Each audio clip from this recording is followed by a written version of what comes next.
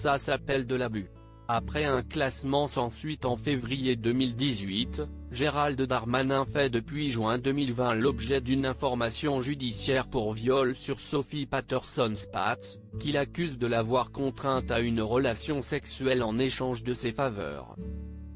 Une version de l'histoire que le ministre de l'Intérieur a toujours nié en bloc, assurant que ces rapports étaient consentis.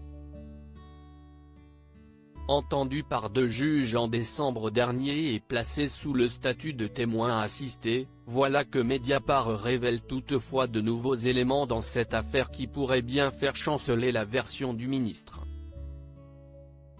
Le site d'investigation révèle en effet des SMS échangés entre Gérald Darmanin et Sophie Patterson-Spatz, où cette dernière fait clairement état d'un abus de position.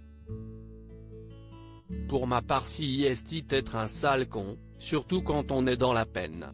La politique te correspond bien, écrit ainsi la victime présumée, qui souligne l'effort qu'il lui a fallu pour avoir des rapports sexuels avec lui en échange de son aide.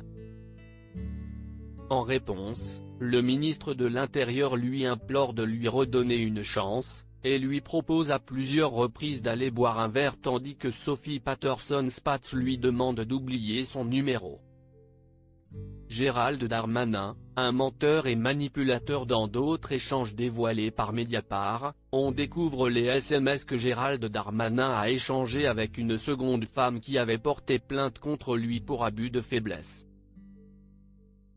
Ce que tu m'as dit sur le logement, sur les amendes, sur ma recherche d'emploi, j'ai été bien naïve parce que je sais que tu ne peux rien faire, écrivait ainsi la victime présumée en décembre 2017 au ministre de l'Intérieur, bientôt papa pour la première fois, et qui était alors ministre de l'Action et des Comptes Publics. Des échanges où elle dénonce également un abus de pouvoir, le traite d'incapable, menteur et manipulateur et lui reproche de lui avoir promis du vent.